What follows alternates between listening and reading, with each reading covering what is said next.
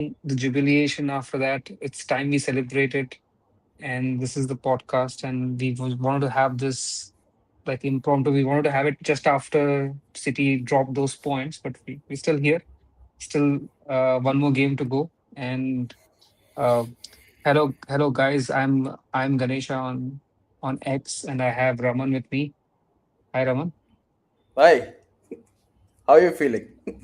Um, I'll say initial feeling of relief when they dropped the points, and then slowly I started to sink in as to that feeling of, oh, we've done something now. We've achieved something.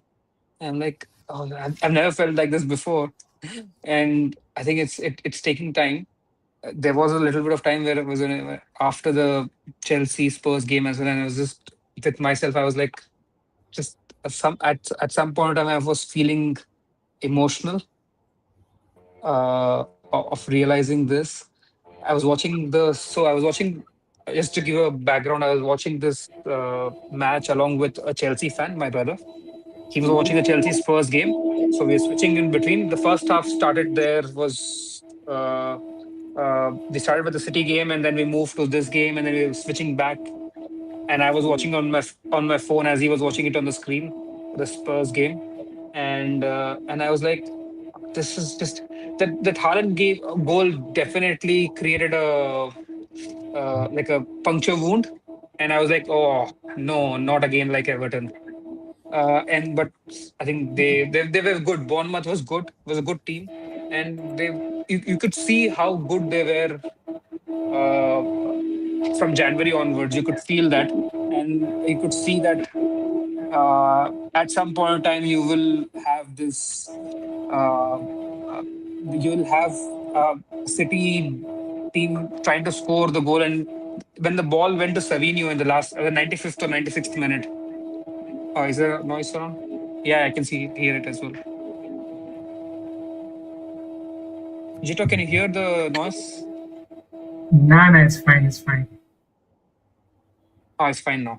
Yeah, yeah. No, no. It's There's a noise. Go if you It's just go on it's mute. it's it's coming from your end, Jito. From my end. Yeah. Okay, it should be fine now. Yes, it is fine now. Sorry, continue your As train of thought. yeah, as Savinho was going for the last minute, sh- as he was running at the goal at the Bournemouth goal, that my heart started to sink, and I was like, is it going to be a repeat of what happened at Everton, or they're going to score a couple of last minute goals? And then it didn't happen anything, and the ball went back to Donnarumma, and Donnarumma was holding it a little bit, trying to get that quick pass out, and the referee called the last minute whistle, and it was like a full time whistle, and the initial thought was, okay, this is big. This is what, if you remember, recall from our last pod as well. This is something I discussed. This game was the game where I thought they will slip up, and I just happy that this happened like that, and we didn't take it to the last game. It would have been really nervy. I don't know whether we had somebody like an Aguero who could do the last minute goal for us. I didn't want it to go to the last match. I think, I'm relieved that it didn't go to the last game. This also gives us an opportunity to prepare well for the Champions League final, which is the next big thing. And I'm like, this season can definitely get better. But Raman, where were you, and what was your thought and initial thoughts? No, I don't know. I don't know how much of what I say you'll believe, but then I think we've had very similar whatever, very similar scenes. Like my Hmm. brother, again, like an idiotic Chelsea fan, he came in. So his game was How did later, you right? both Like I think actually? 45 minutes late. Hmm. And sorry, you were saying something? I said, how did you both end up with Chelsea fan siblings? No, no, Oh, that's a story. I'll yeah. tell you about it. It's crazy. So he came like when it was like halftime in the Bournemouth game, and I was like watching the Bournemouth game on the big screen, and he's like, "Oh, bro, put the Chelsea game, man. It's Chelsea versus Tottenham." And I say, "Who gives a shit, man? Just get lost. This is like a title deciding game that I'm watching." I told him, you either take my laptop and watch the Chelsea game, or you can watch it on your phone, whatever you prefer. I'm not going to let you watch. But anyway, oh, this game was crazy. I mean, I had this very strong feeling that this there is jeopardy for City. But then once it happened, right? Like once that final whistle blew, like I had a very similar vein of emotions, like Hmm. like you, like after the Haaland goal and after the last chance or whatever. I'm like, at that time, at that very moment, much like the West Ham game that we played, I went to some dark places. The West Ham one took me to the depths, Yeah. right? Like I've never been in such places. So that was crazy that those 4.5 minutes, whatever they kept on saying, that we are call and all whatnot. Yeah. But once the whistle blew, I'll be very honest with you, I didn't know how to react. I didn't know how to react. Like, it took a really, really long time for me to like come back to my senses, in the sense that, just to let the feeling sink in. But once it did, my God, I've been unbearable. I I've think been it's the same. unbearable. And It's the same. Like, my brother was like giving me high fives, and it was like, "Oh, you guys did it this time." And initially it didn't sink in, and I was like, "Oh, okay. What just happened?" But as the reality came in and came back, and I was like, okay, and I started seeing the images from the stadium. I was like, this is crazy, and this is like you could see how big this community is, and it meant a lot to a lot of people. For all the people who suffered for the last 20 years of so close and not there, no trophies to show for it, even though we played good football and we would go back to our mates, go back to our workplace colleagues, and everybody just coming and saying, "Oh, you lost it, you bottled it again." For all those people, I think this was a big moment for all of those people and all those things. But Ditto, what was your Yeah. initial thought when City dropped points?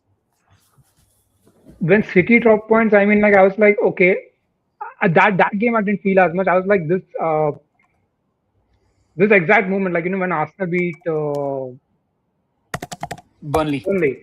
Yeah, I was like, okay. I mean, like now we are like definitely winning the league and everything. Uh, I don't know, man. I couldn't process my thoughts at the moment. Like what we are feeling exactly or whatever. I was just reading the chats. Everyone is like, "Hey, we won," and we were like, "What the fuck?" And I Yeah, joined and I started watching the score like quite late. Like by the time yeah. it was like around 60 or 65th minute, that time I just wrote in one of the groups. I was like Arsenal or something like that, and people were like, "What happened?" So yeah, I don't know, man. No, I'm still processing it. But main pointer, did you guys obviously you guys saw it? Oh, 1 lakh people they went to celebrate outside the Emirates, and this is something that the Premier League has not seen in a very long time. yeah, Um, I think the big three, if I say, I think it's always been Arsenal, Manchester United, and Liverpool.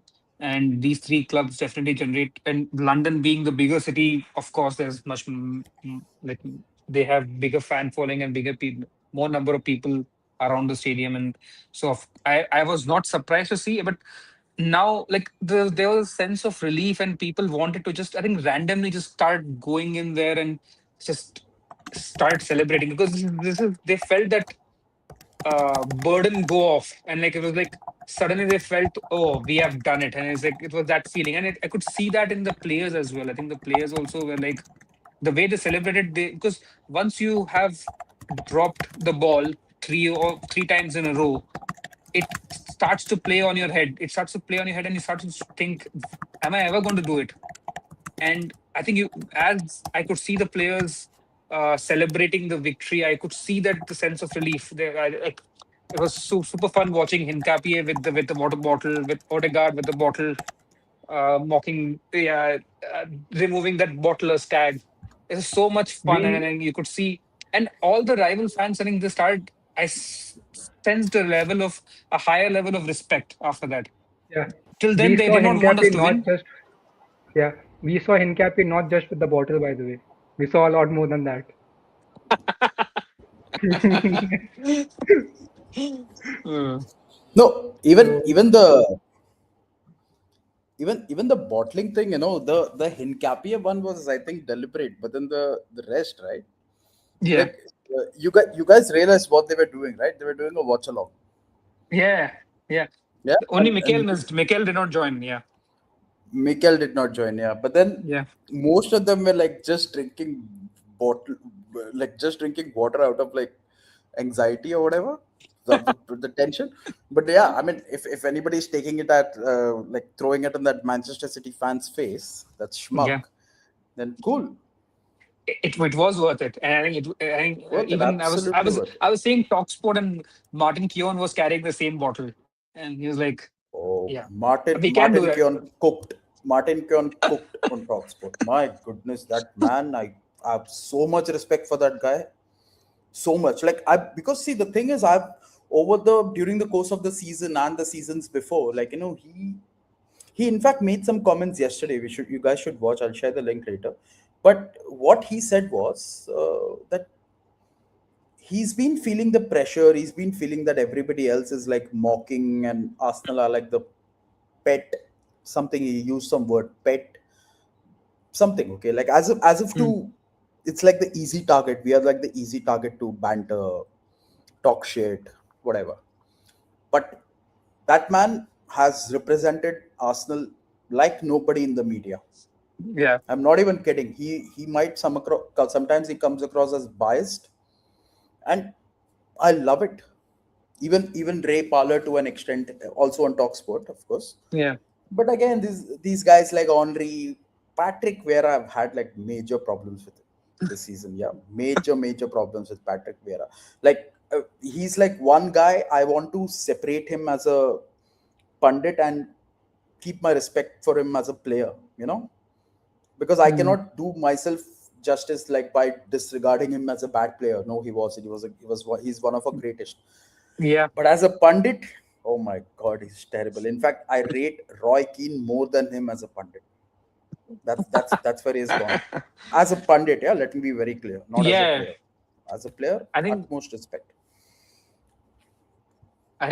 one more thing was like in terms of what was happening at the other game, like Spurs and Chelsea. What was happening in the first goal? Enzo goal almost deflated a lot of Spurs fans, and this is two sides of the coin. Everything happening in North London, the two different people. And I could sense what was happening in North because a lot of these Arsenal fans would have friends who are or people in the family who follow Spurs, and the banter there and the fun on that day would have been epic because Spurs were dropping points, and even though they technically still everything is in their hands, they win the last game, they're through, but how do you see that relegation thing now? Because it's still tricky for the top of the table is almost decided, but the relegation between for the 18th place is still up for grabs. And like in terms of West Ham, they do have a more tricky fixture with Leeds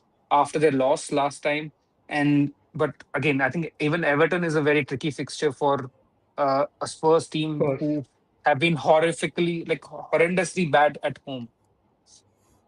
That How do that you Actually, see last that? even part is, the yeah, I wanted to just add something. The yeah. even the top five is not like decided yet because Bournemouth can still make it. We'll get there. We'll get there. That's Yes, going to be my next topic. But Mm, how do you see the relegation shaping up? Relegation team. Do you see See, West Ham dropping points, or do you see Spurs? Can Spurs capitalize and win? no, that last part you mentioned, that Spurs have a very bad form at home. It Yeah. has some weightage because West Ham have been very good at home, and Leeds. See, think about this. These are two teams, Leeds United and Everton. They're coming. They probably don't have anything else to do this season. Correct. Last game, Correct. Yeah. but there is a difference. Like, Leeds have fought all season to avoid relegation, and they just did it. Like, I think against Spurs, Yeah. right? Last game, the game before this, Yeah.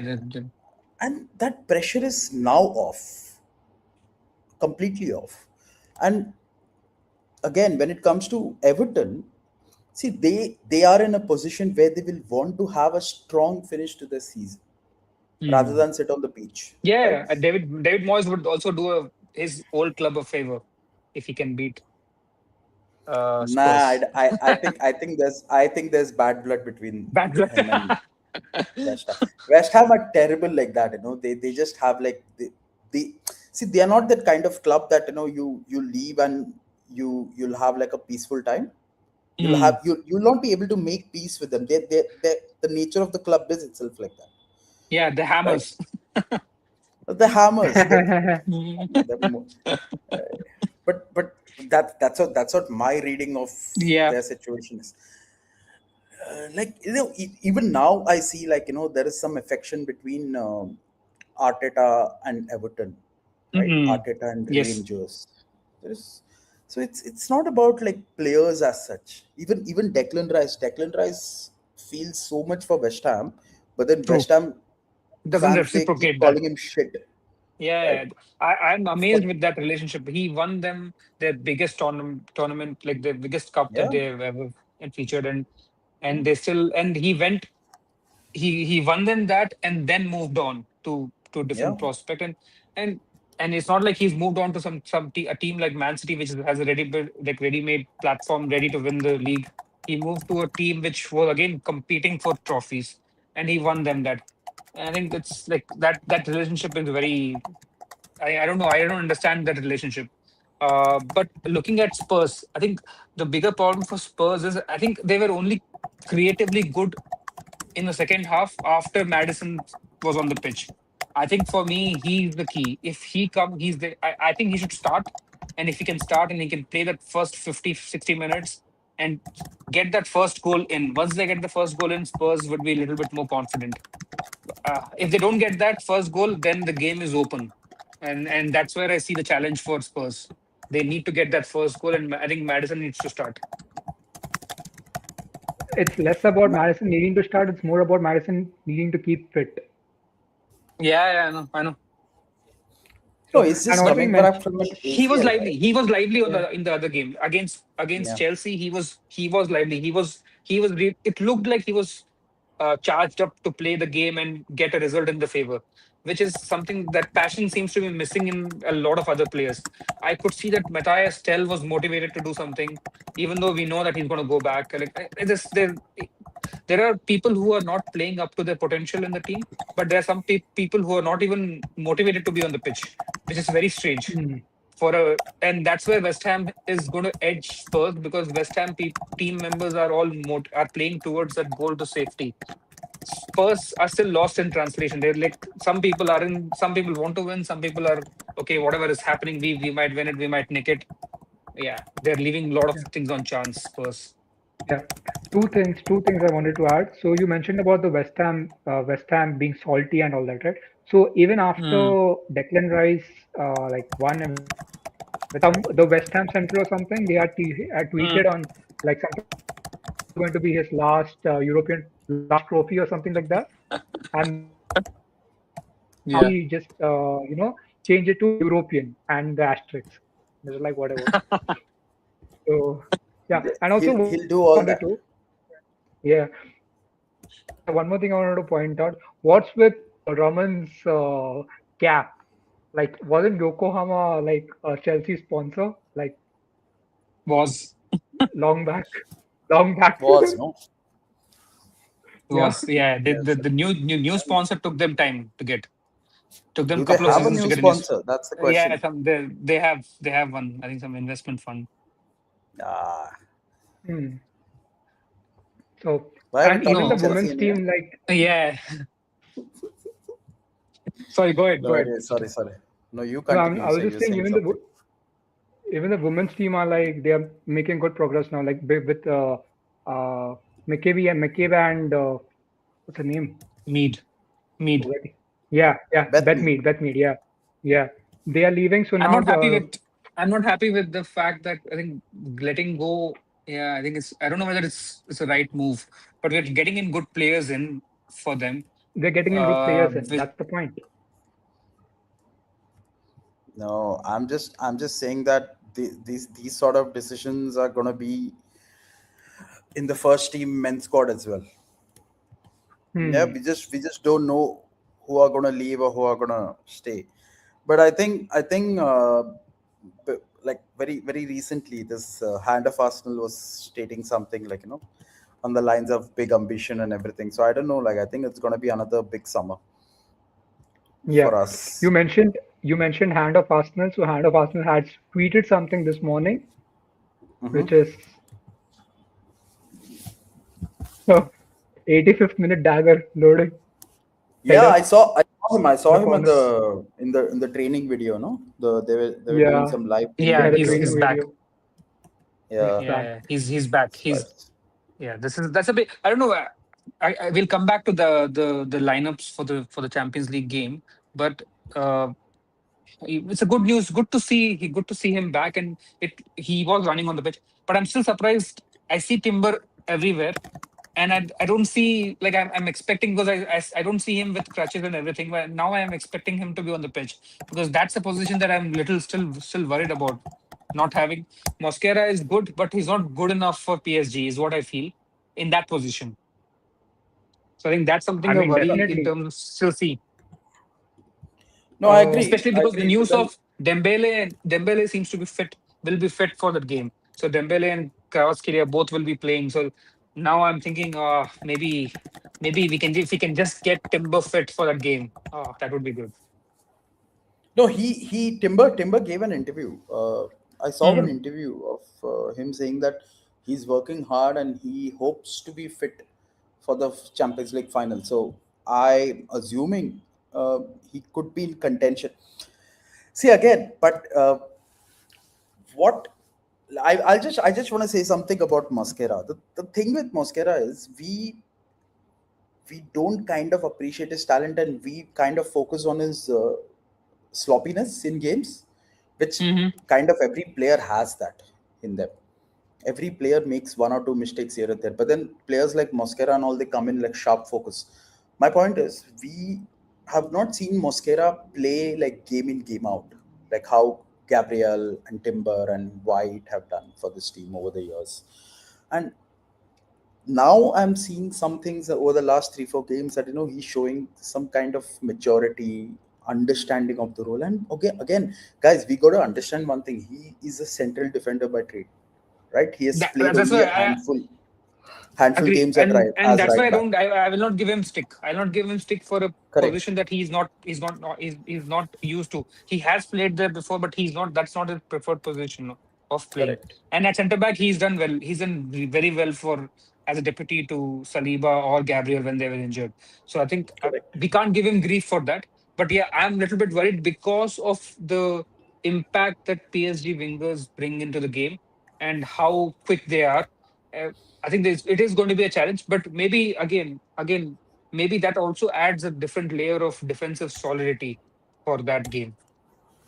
Having that, like, four center backs at the back. Yeah. Yeah, I want I to just agree. second Raman's statement about Mosquera. Even when Gabriel Hmm. was playing first few years, he was making a lot of mistakes. Even Raya has made a lot of mistakes, but then we tend to overlook them because they obviously perform well and they make the crucial season. Mosquera hasn't. It's just his first season with us, and he hasn't gotten that as many opportunities as much as Gabriel has. So No, see, there is a big difference in what you said. You're right in you're making the point, but then the issue is at the time when Gabriel was making mistakes, everybody else was shit. You getting Mm, it? hmm, So yeah. he gets a different kind of stick. But right now, when everybody else is like all in cohesion and thinking hmm, like one or whatever, defending as one more importantly, these mistakes uh, I don't know they're very sharp, Mm, to visualize. So they are always under scrutiny. These players always get the criticism, and in a bad way. So that's what I hmm. just wanted to put that out. but tactically, how do you see this game playing for Arsenal from an Arsenal perspective? Do you? So there's a couple of options, and this is what I'm thinking in my head. Like, given that we have now won the Premier League, and I think that will definitely add some confidence and swagger to the players, and the relief in the team as well is visible. So maybe they go out and free and express themselves and try to outscore PSG. That's one strategy. But I think the other strategy, Yeah. which I think has been good, has worked for us and has been very good uh, for us this season, especially in the Champions League, is the defensive solidity. And if we can have that solid backline and stay behind and frustrate, get that first goal, and then just frustrate PSG. Maybe that is the second strategy, and maybe that strategy still works. Make it as dull as possible for the viewer, but get the win. And Arsenal looks like they're going to use the second option. And but how do you see? Do Precisely. you think you should go? No, I'm I'm going with the saying, second option. which is what exactly? Which is We getting will so be again sticking to our strength of defense and trying to stay sharp behind the ball, and even when we are not with the ball, be defensively solid, not be open, try to get that first goal, and then lock in. No, my yep. my question to you is: do we play our own game, or do we adjust according to how PSG play? I say we play our own game, and our strength this season has been defense, and I want to bank on that. I have a very good goalkeeper. I have two great center backs. I have very good defensive midfielder in Rice, and then I have somebody like a maverick player like Eze up front, and I have Odegaard there. I think that kind of gives me playing to our strength gives me a lot more hope of winning the game than going and trying to outplay PSG at their game.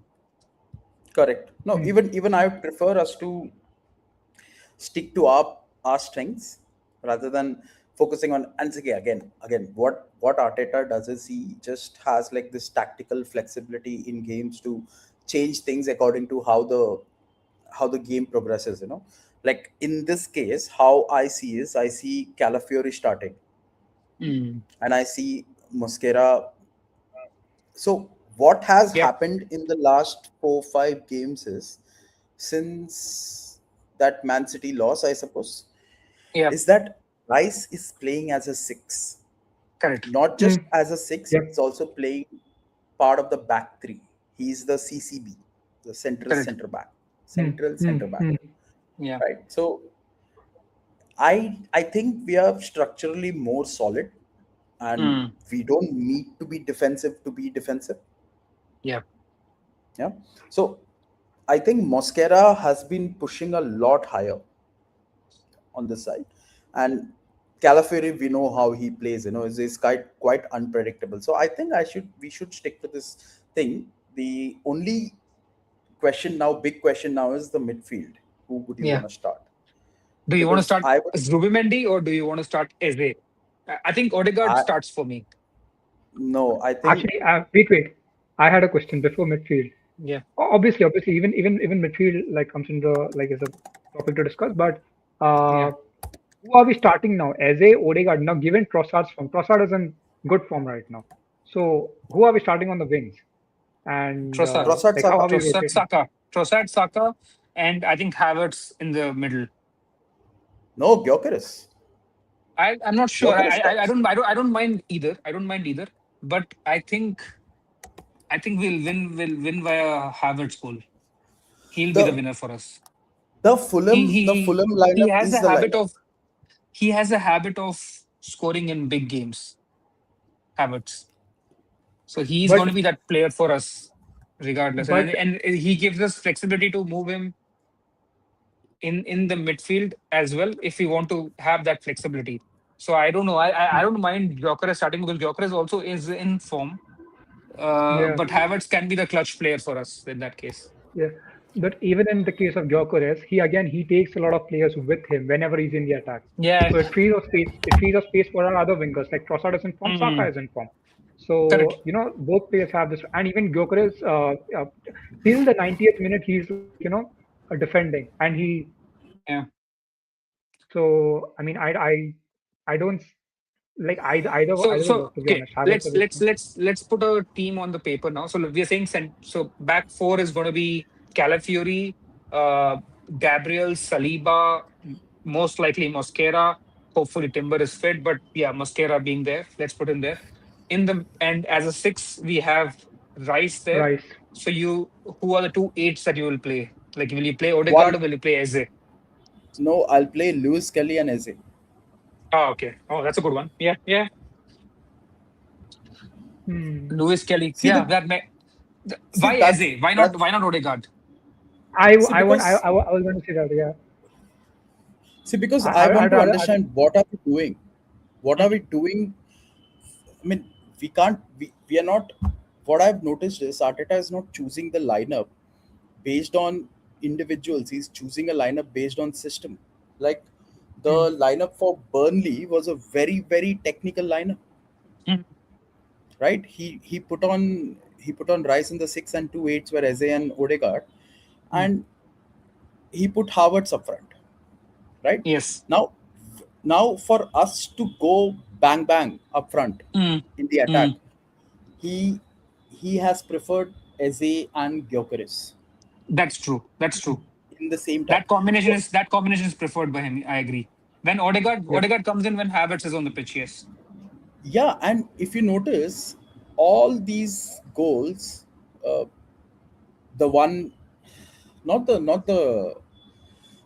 West Ham one, but then the one against which was the team we played Burnley. We 1-0. played Burnley last. No, no, not Burnley. Newcastle. Newcastle. Newcastle. Newcastle Yeah. won. The Atletico won. Yeah. All these games, no, the goals came because of a shot that came from either the winger or the attacking midfielder, and Yeah. whoever was close to the box was able to finish it. Correct.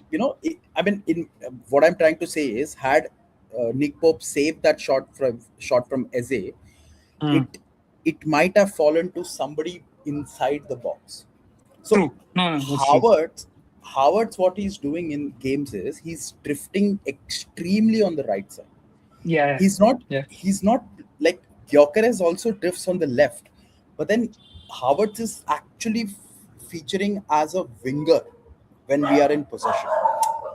So And that is bringing I'm in Trossard also centrally and Saka also cutting in centrally. I can see that. I also observed that Havertz was pushing towards the right.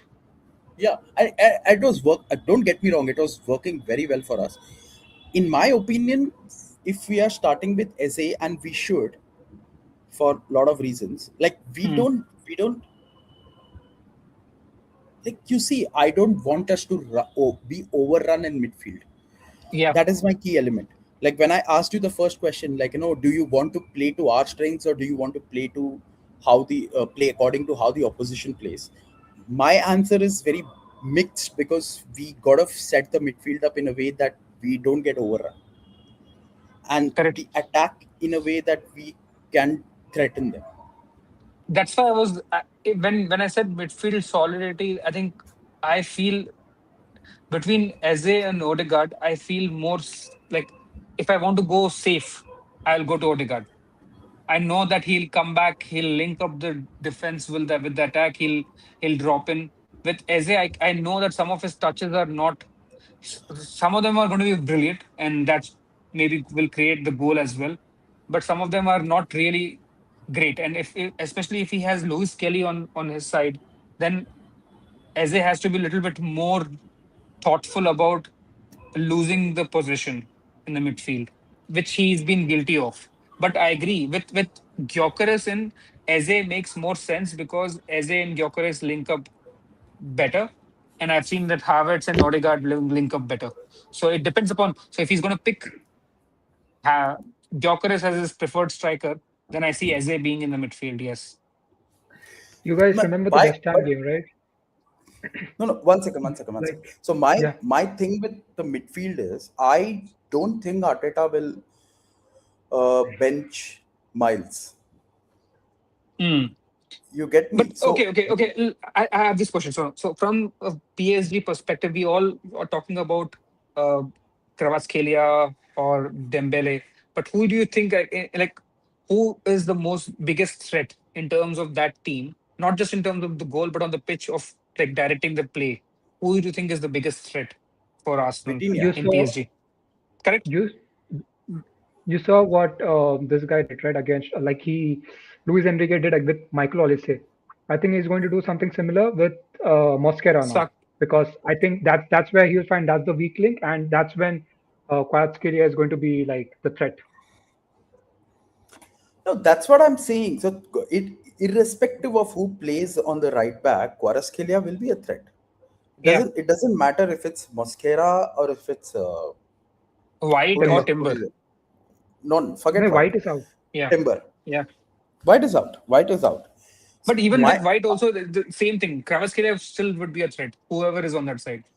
Precisely, Hmm. and we can't see again. Every team, even Arteta does it. Like, he picks out a weak side and he exploits it. That's a Yeah. different equation. That is not in our control. My thing is how we set up is important, because then my big question is: do we want two sitters in the midfield with Rice and Lewis Kelly, or do we go Correct. highly technical like Odegaard, Eze, and Rice? Yeah. That is my thing. So I feel we I, should stick with Lewis Kelly. the biggest threat I see in PSG from like a creative force and even in all round thing is going to be th- for us. I think the three players who are crucial for PSG is the two centre backs and Vitinha up front. I think this combination has been very good for them. Both the centre backs, though we praise Saliba and Gabriel, PSG centre backs have been equally good. So it's going to be difficult to break them down as well. But Vitinha is the real kingpin there, and he has come good in difficult games, difficult moments for PSG. So neutralizing him would be a big target, and I think that's where I thought maybe we go with Odegaard, Eze, and Rice, just to counter that in the midfield. That's To, also why I to, wanted to, to point out. You guys remember the West Ham game, right? What happened over there?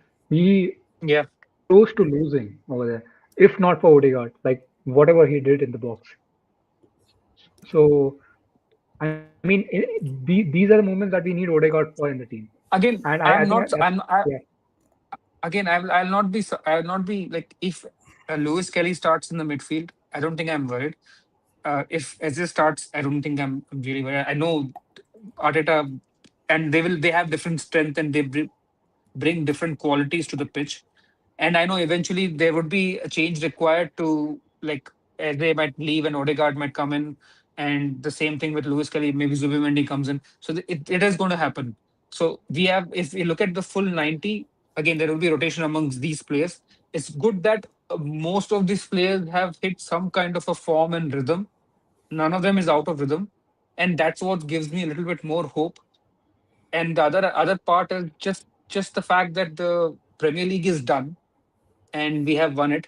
It gives these people a little bit more freedom to express themselves. Hmm. They don't need to go with this mindset, okay, we have bottled the Premier League now we have to win this game.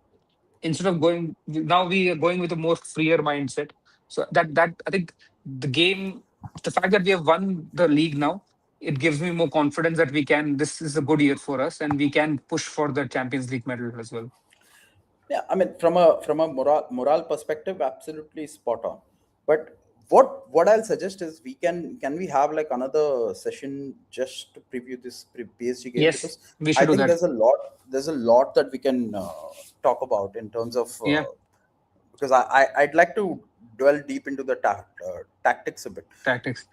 Lot of things we can talk. I don't think And we're gonna have another connect after the Crystal Palace game. So and then we can yeah, discuss tactics yeah, for the we PSG can game. we should discuss that then. Yeah, Yeah. One small So pointer I wanted to add, like to this, is more than morale is going to be the crowd support as well, because now we yeah. have just won the Premier League. We have seen what they've done outside the Emirates, even at the stadium. I think Arsenal supporters are going to be like much louder than whoever is going to turn up for PSG. That's gonna be, yeah.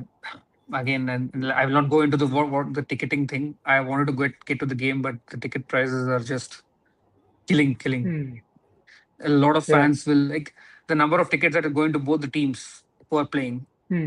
is atrociously low, and the number of tickets that are going to the sponsors are so much high.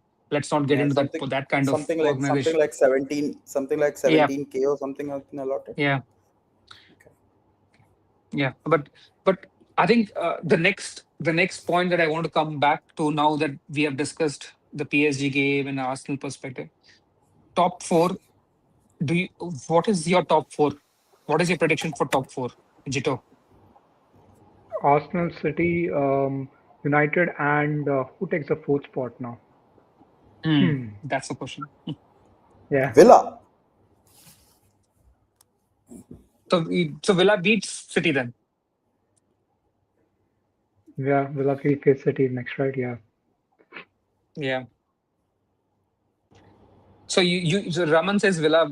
Jito, do you believe Villa, or do you think Liverpool will clinch it? I want It's Liverpool to drop. done. No, it's done. See, you have to see the goal difference. No, Bournemouth can't make it to I'm fifth. just- Impossible. No, not Bournemouth. No, Liverpool can make to fourth. See, it doesn't matter. The top 5 is fixed. Top, yeah, you including Liverpool, you're saying. Yeah, including Liverpool. Like they have to have like a massive loss, Liverpool, and Bournemouth have to win like a huge ass margin. So, Both so, are so all five will go to the top 5 will go to the Champions League, correct? Champions League, correct? Yeah. So they have a but if Villa finishes 5th, 6th also goes to Premier League to Champions League. Correct. Only if Villa finish 5th. Yeah. Right. So now they've won it. Yeah, all the Bournemouth fans would be wishing for that, I guess. No, I just felt with Bournemouth that they are just generally happy that they have made it to Europe. Like they're not fixated on Champions League or Conference League or whatever league. They're just very happy. But it was sad to see Haaland get that goal in the 95th minute. I mean, Bournemouth could have gotten all 3 points that day. Yeah. And Raman, so the goal difference is of 4. Like Aston Villa has 6 GD plus, and Liverpool has 10. So now Liverpool faces Brentford next, and Villa are obviously facing City next. If Pool are to lose by 2 goals and Villa are to somehow score 2 goals, then we can have Pool coming up, or Villa going down, something like that. The other thing is, yeah, I agree. And other thing is, even Bournemouth is just, I think Bournemouth, if they win against Nottingham Forest, they're just a point behind, right? Oh no, they're 3 points behind. Oh, okay. Then then Liverpool has to lose. Yeah. No. See, he's right in a way that should Liverpool win and Villa lose and Bournemouth win, then Bournemouth have a chance. So, I mean, the goal difference between Liverpool and Villa itself is big. And Who are Villa playing? Villa are playing City. So, yeah. I think City will win. Yeah, of course. Yeah. So see, I'm saying I'd love to see Bournemouth in the Champions League, but on a very logical note, that will actually disrupt their project. If you know what I mean, they may not be able to cope the Champions League and the league, and I don't want them to have like a fall off like Newcastle. Yeah. Like we have seen what a proper fall off is with Newcastle this season. Correct. Like they finished outside the Champions League, inside the Champions League. Now they're like completely out of Europe. Outside, yeah, that's the crazy drop. Eddie Howe is going to be a very, very tricky situation, I would say. Yeah. And that brings me to the It's the same with Sunderland. Like they started very well. And then now they are back in form. Like they had a dip in form in the middle sometime, but yeah. See, but I think even with Bournemouth, the manager leaving, that will impact them next season, right? Then they're not going to Champions League along with Areola. If Areola was continuing, then it would have been different. No, they've appointed Marco Rose. No, Marco Rose is quite an experienced manager. And he will play that similar kind of attacking football as well. So which is good for the team. He's quite good actually. This guy. Where is he going? Areola not going anywhere. He's not going anywhere. No, he's going. I'll tell you where he'll go. I'll make a prediction now. Crystal Palace? Palace. That was my guess. Like I also thought like Glasner is leaving But Palace, it's and I think that's a good but thing. it's very but if you think of it, it's very logical because he I don't think he's in a rush to manage a Champions League game. He's very smart like that. If he goes to Crystal Palace are slightly better than Bournemouth in terms of their power and spending and everything else. Mm. But he also, I mean, I'm assuming that Palace will win the Conference League and they will be in the Europa League. So that's also a good stepping stone for him as a manager, Yeah, Palace, rather than when he was directly linked with jumping. Chelsea. I thought, yeah, like he was linked with Chelsea. I thought it's a very bad idea, even with Yeah. United or whatever. Even if he was to take the Liverpool job, it will be a bad idea. Mm. You know, I'm just being very selfish here, and I'm just Yeah. looking at his own trajectory Yeah. rather than what the clubs will benefit. But what are your thoughts on that? Brings on to the last pointer that we had for the stream. I think the new managers coming in and Carrick cementing his place for United, Xavi Alonso stepping in for Chelsea. What are your thoughts on? So Pep leaving will obviously leave a vacuum, and now who's the next big or who's the big manager? Like see, for the first time, we are seeing a league without a very big manager. Like it was like Wenger was there, and then Mourinho, and then there was of course Ferguson was always been there, and then Klopp, Pep, and it's Did been you like it's a did, cut. did you miss the update?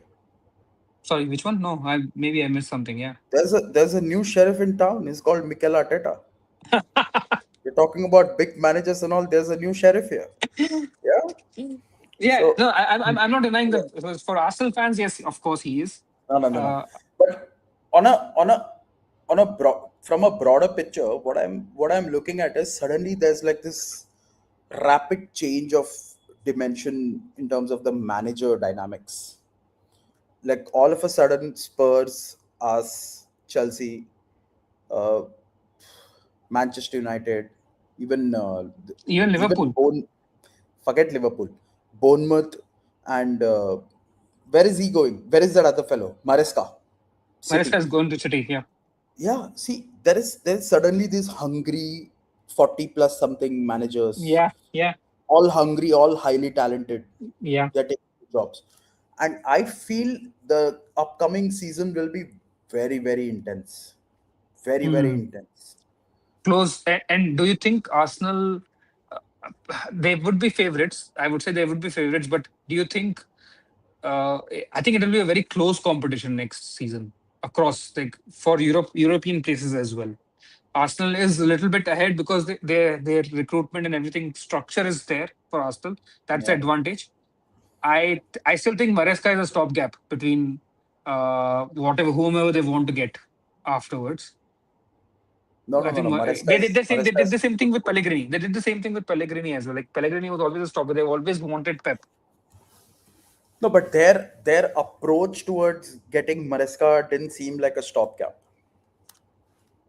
I don't know whether he is ready for that level of intent. Like he needs to be on every week, and I don't know whether he's ready for that. I think he's more than ready. Okay. I mean, people underestimate us. Don't get me wrong, but then people underestimate Maresca um, because of his time at Chelsea. But then he's one manager. Even if you forget about what happened at Chelsea, if you look at his career trajectory, he's not been rushing into things. He's been growing very consistently. He's Mm, been refining his style. I'm not saying that he's like this instant success mantra or whatever, correct. but he's, I think, the best that City can get at this moment. Who And he needs can work? time. I'm saying he still needs time with that project and to build his own team because they're going to lose some key players now.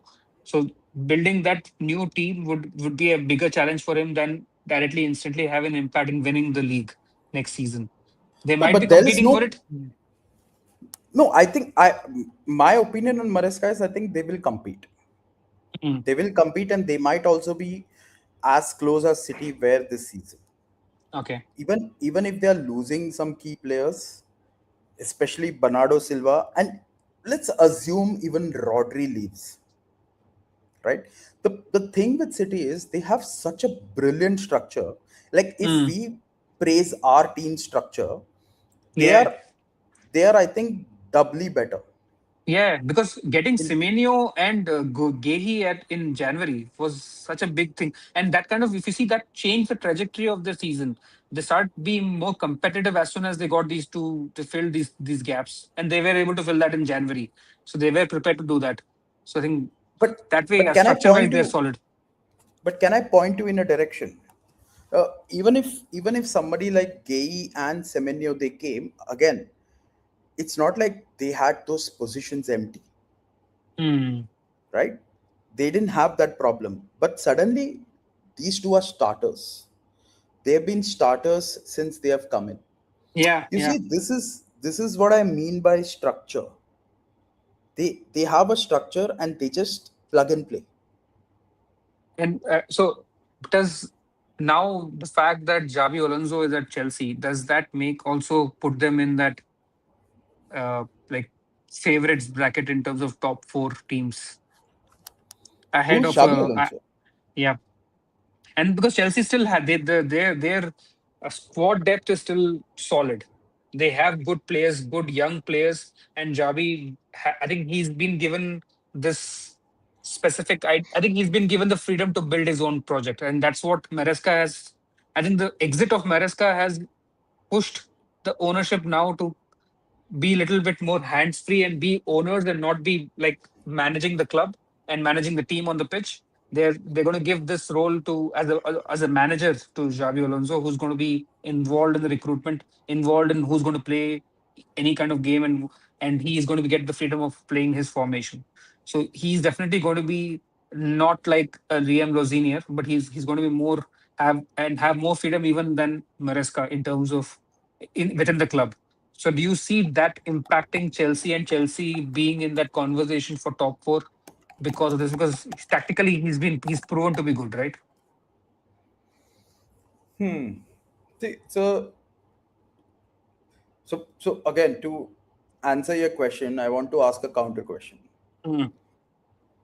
Comparing Manchester United's form since Carrick took over, considering he would have been there since the start of the season, do you think they would have challenged for the title?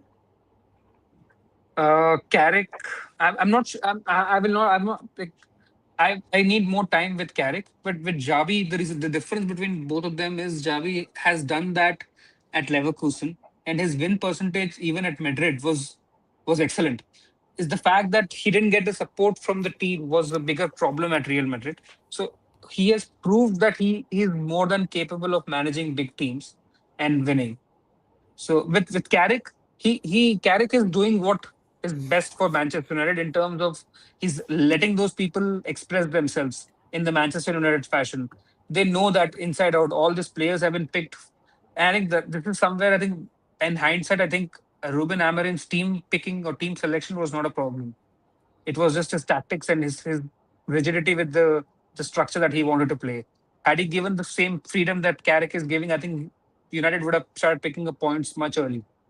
So I think it's Carrick. I don't know. I'm not 100% sold on Carrick project, but I think Javi is a little bit more is a proven product. I would say.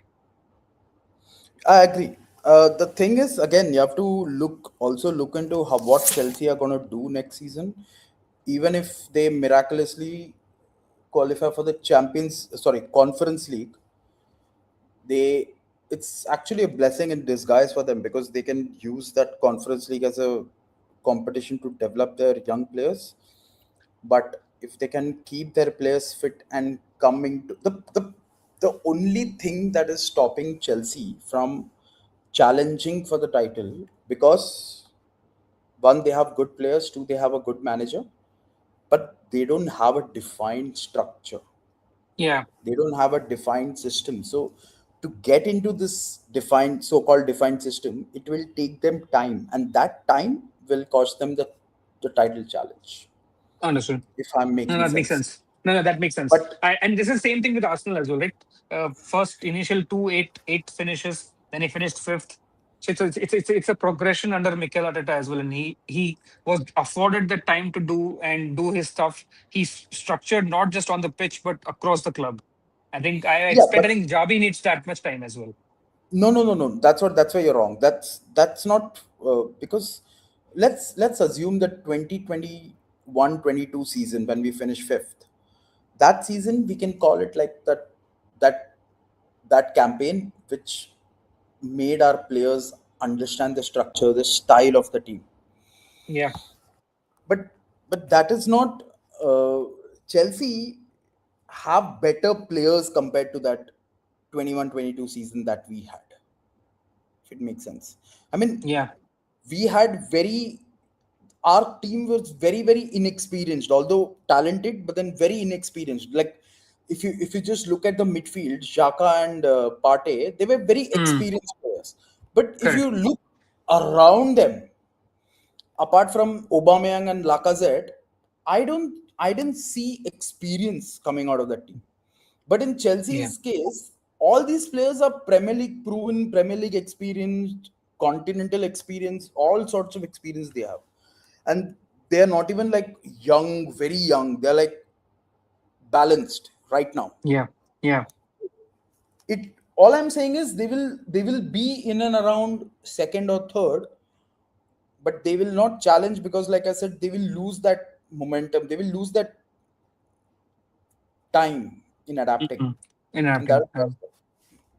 No, that makes sense. I think we are almost about to reach the hour mark, Chito. So, from a time perspective, do Yeah, you yeah, want to sure. discuss more, or should we uh, No, let's wrap it up. I just wanted to close? add. I just wanted to Yeah. add one small bit. Like Athletic had Yeah. shared recently an article about like Mikel Arteta, how much time he was given. Um, they Mm. estimated like from 2022 to 2027, the other major clubs are going to drop points because they are going to lose their key players or something like that. So that's also the reason. Like that also was the deciding factor between them backing Mikel Arteta, even though he was like getting eighth spot and fifth spot and all that. So.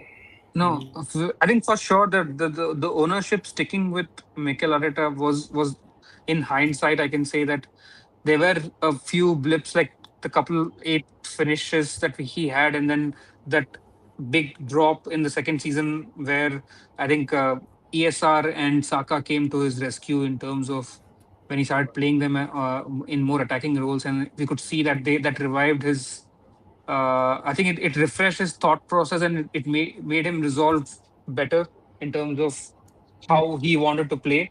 And I think he pushed for those changes after that, and he wanted to get his own players, and he got them.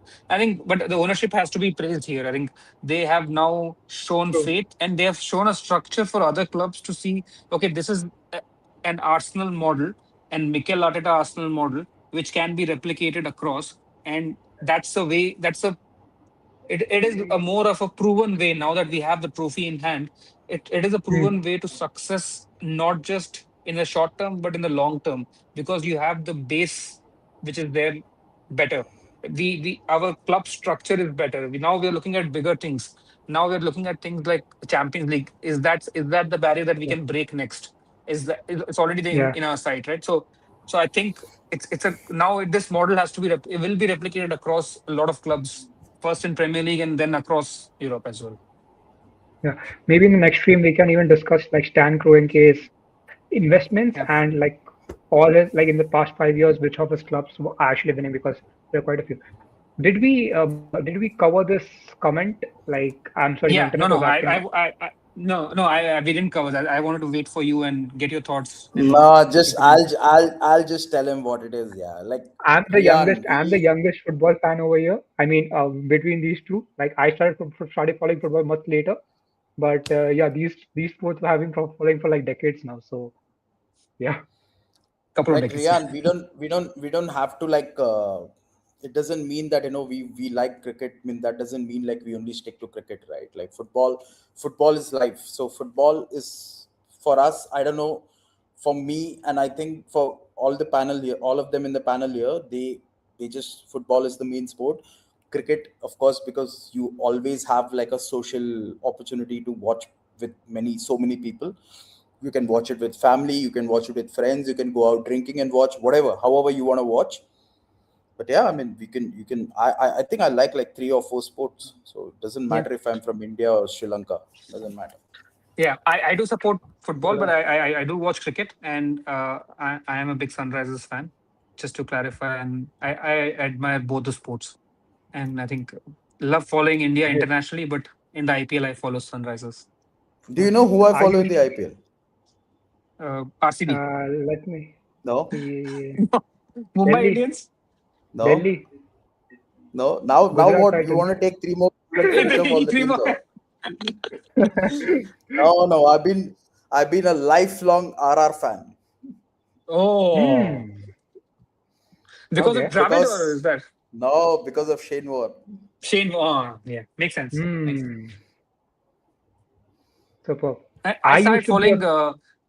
I used to follow. I followed Hyderabad. I think primarily because Gilly used to be the captain earlier, and then I think I just, as what a part of player. the What a Deccan player. What a player. Chargers.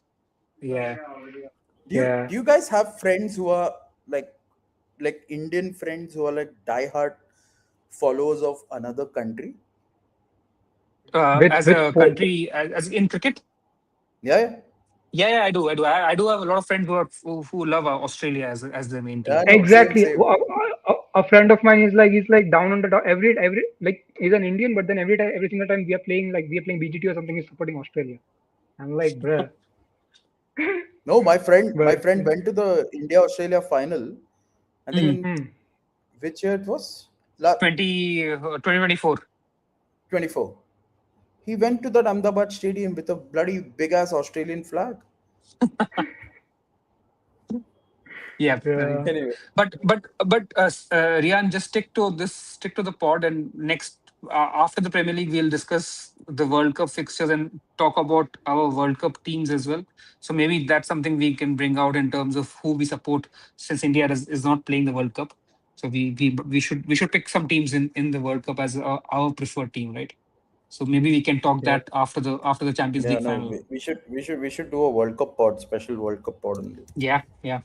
Hmm.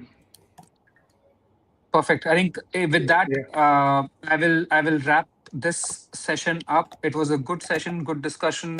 We are champions of England now, and it's time for us to be champions of Europe and get that tag that this people from Chelsea keep shouting at us, saying you're not going to be. We are champions of Europe, and we can't sing that. So let us hope that we get that win against PSG and we prove our mettle in Europe. With that, I'll sign off. Superb. Yeah. Hopefully. Yeah. Fingers crossed. Okay. Good night, guys. Lovely stream. Good night, Okay, guys. Bye. good night. We are the Untitled signing Bye. off.